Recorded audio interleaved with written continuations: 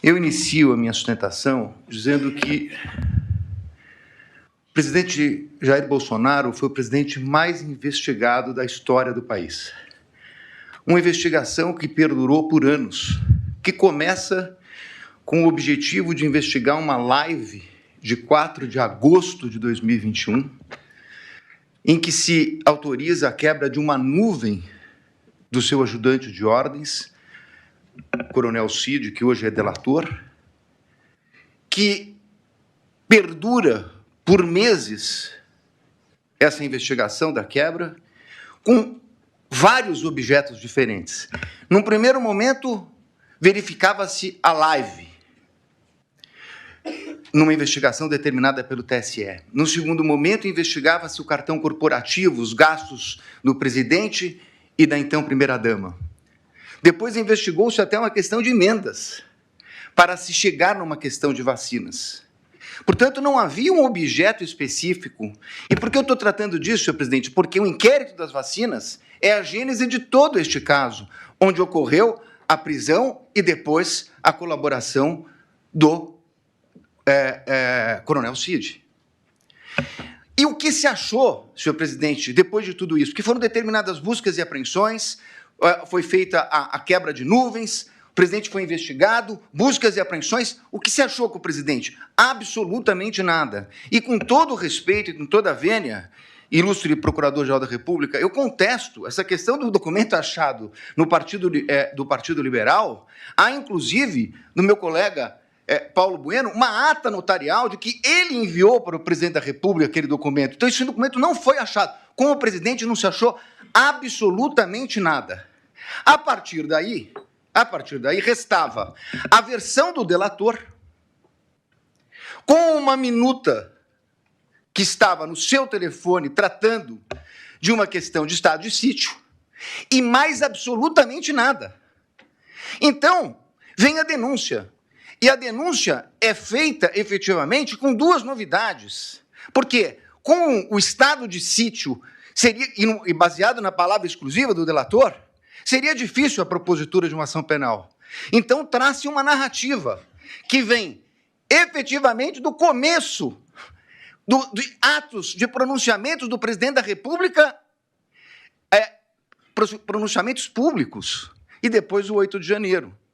Sobre esse primeiro momento, senhor presidente, eu me permito até fazer uma digressão sobre o mérito antes de tratar das preliminares, mas é importante dizer que, sobre esse primeiro momento, nós temos, efetivamente, uma acusação do Procurador-Geral da República de 2 artigos gravíssimos do Código Penal que tratam do golpe, e de golpe contra as instituições democráticas e contra o governo legitimamente eleito.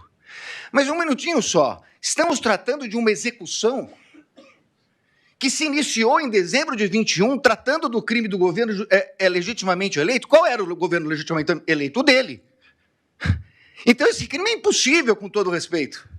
Falar-se em execução de crime contra o governo legitimamente eleito, que era o dele. O governo legitimamente eleito veio no final do ano de 22, com as eleições. Então, como se falar em tentativa, em início da execução? E mais, como se falar em início de execução por pronunciamentos e lives, quando os 2 tipos penais têm elementares do tipo a violência ou a grave ameaça? Não existia violência nem grave ameaça. Então é impossível falar dessa execução. Como eu disse, é porque não existia nenhum elemento, então começa uma narrativa a respeito de pronunciamentos públicos, para terminar no 8 de janeiro, que nem a Polícia Federal, que utilizou, como lembrou meu colega, mais de 90 vezes a expressão possivelmente, que não havia certeza, nem a Polícia Federal, que se utilizou dessas possibilidades, afirmou a participação dele no 8 de janeiro. Não há um único elemento, nem da delação. Aí me criticam porque eu digo que a delação não vale nada e estou dando... Óbvio, porque nem o delator que o acusou fez qualquer relação dele com o 8 de janeiro. Não há uma única evidência a esse respeito. Portanto, apresentou-se uma denúncia. Com essas 2 circunstâncias, e eu não tenho tempo, senhor presidente, tenho que falar rapidamente, mas essa denúncia, quando veio, o ilustre Procurador-Geral da República liberou 8 PETs no dia da apresentação da denúncia. Ele foi intimado, meu cliente, um dia depois. O segundo dia já era prazo. 8 petições, 45 mil documentos. Que até agora, senhor presidente, por Deus que está no céu, eu não sei dizer o que tem esses documentos relacionados com a ação penal. Essas 8 petições, eu não consegui verificar sequer relação, são 45 mil documentos. Na verdade, é um quebra-cabeça que foi, na verdade, exposto à defesa. E aí, na sequência, senhor presidente, eu queria tratar de uma preliminar que já meu colega que me antecedeu na tribuna fala da relevância do caso. Não é só a questão da relevância do caso, é a questão da competência.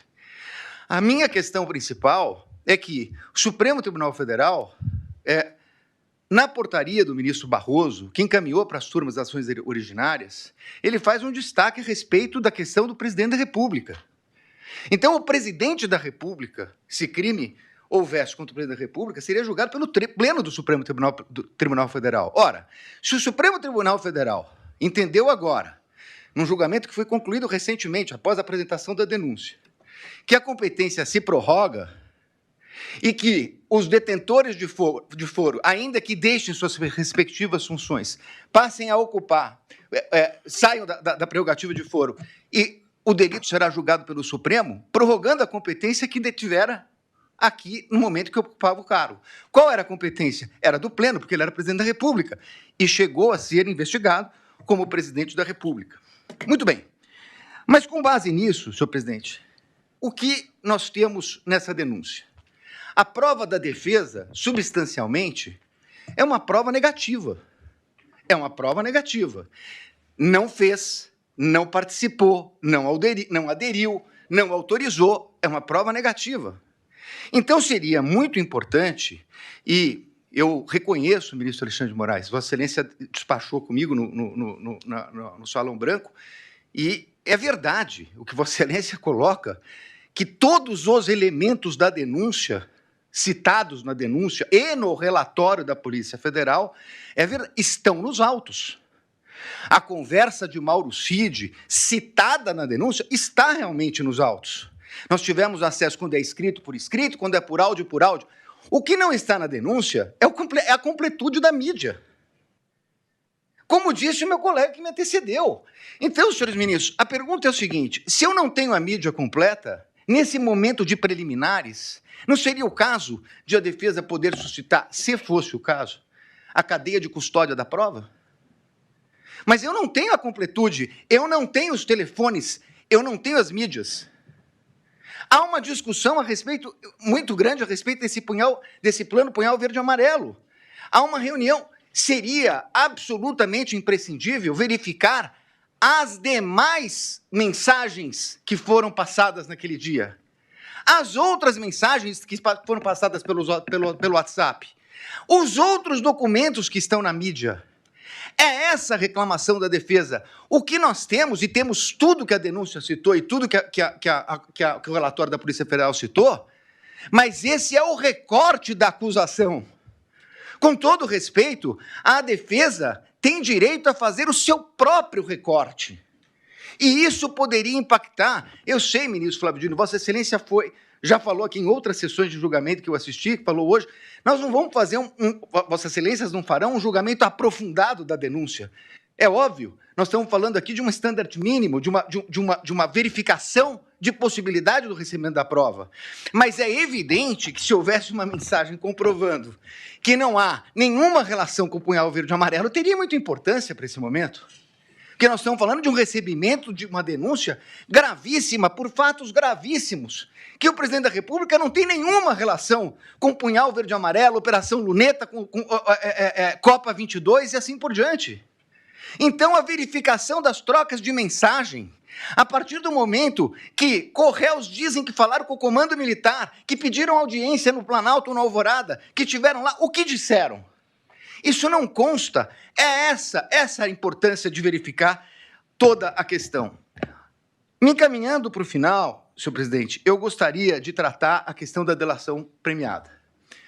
E aqui eu queria tratar de duas questões, porque inclusive estão sendo confundidas. Aliás, tudo que fala a defesa na imprensa sai de uma forma um pouco distorcida. O que foi questionado pela defesa, ministro Zanin, é o fato de que o delator rompeu com o acordo quando vazou a delação. E saiu na revista Veja. Diz ele que foi um desabafo. É estranha essa expressão, desabafo, porque no desabafo ele diz que não tinha voluntariedade. Isso não é um desabafo. Na versão dele atual, isso teria sido uma mentira. Mas vai lá. Falou com o primo, com o irmão, com o cunhado. Senhor presidente, a lei não autoriza o delator, o contrato de colaboração, não autoriza o delator a falar nem com o irmão, nem com o cunhado, nem com a mãe. Não autoriza. Ele, inclusive, estava proibido até de ter contato com o pai, salvo engano meu, a partir de um determinado momento, que era investigado. Se ele falou com o cunhado, e se isso foi vazado, essa é uma responsabilidade dele. Dir-se-á, mas essa é uma questão formal. É verdade, uma questão formal. Só que mais adiante vem uma questão de que a Polícia Federal diz que ele mentiu, omitiu e se contradisse. E aí, senhores ministros, essa é a minha maior crítica, a questão da delação. Por quê? O Supremo Tribunal Federal, num voto de grande detalhamento do ministro Dias Toffoli, diz o seguinte: delação é um meio de prova. O delator conta uma história, as autoridades buscarão as provas de corroboração, e só assim ela poderá ser utilizada. O que aconteceu nesse caso? Ele falou, segundo a Polícia Federal, ele mentiu, omitiu e se contradisse, e então há uma audiência para que ele tivesse oportunidade de se corrigir. Mas aí, com todo respeito, há uma inversão. Porque, na verdade, não é o Estado que foi buscar as palavras de corroboração dele. O Estado foi buscar as provas de corroboração do que ele disse. É o contrário. O Estado trouxe indícios e ele se adequa aos indícios trazidos pelo Estado. É completamente o inverso. Com todo respeito, ministro, é o inverso. O delator tem que falar e o Estado tem que trazer as provas para condenar alguém. O que aconteceu aqui é que ele falou, mentiu, e o Estado tinha indícios, e aí ele se adequa ao Estado. E aí, com todo respeito, vem a denúncia do seguinte, inclusive, o colaborador, nessa versão do colaborador, foi corroborada pela Polícia Federal. Não, desculpa, ele não foi corroborado pela Polícia Federal. É o colaborador que corroborou a versão da Polícia Federal. É exatamente o inverso disso. E numa audiência que se traduziu numa coleta de provas. E essa é a insurgência da defesa. Porque, nesse momento, essa coleta só poderia ser feita, com todo respeito, pelo procurador, pela polícia, e não pelo Poder Judiciário. Então, senhores ministros, para terminar, eu quero dizer o seguinte. Eu entendo a gravidade de tudo o que aconteceu no 8 de janeiro. Mas não é possível que se queira imputar a responsabilidade ao presidente da República, o colocando como líder de uma organização criminosa, quando ele não participou dessa questão do 8 de janeiro. Pelo contrário, ele a repudiou. E mais do que isso, ministros, nesse tempo que não é possível discutir a questão aprofundada de provas, é importante dizer, senhor presidente, que enquanto a Polícia Federal fala possivelmente, enquanto a denúncia traz conjecturas, como a impressão de um documento no Palácio que teria tido conhecimento dele, o fato concreto é que o acusado de liderar uma organização criminosa para dar golpes socorreu o ministro da Defesa, nomeado pelo presidente Lula, porque o comando militar não o atendia. Foi o presidente que determinou a transição. Foi o presidente que determinou que eles atendessem o ministro da Defesa que assumiu em 1º de janeiro. Portanto, encerrando, ministro, não é possível que se queira dizer que é compatível com uma tentativa de golpe com o uso do comando militar quando o presidente da República autoriza a transmissão do poderio limitar no começo de dezembro. No começo de dezembro, antes da data do dia 15, antes da data do dia 11. E, portanto, senhores ministros, eu ratifico as nulidades que foram colocadas na minha peça, apreciada por Vossa Excelência, e peço a rejeição da denúncia e agradeço pela atenção. Muito obrigado, senhor presidente.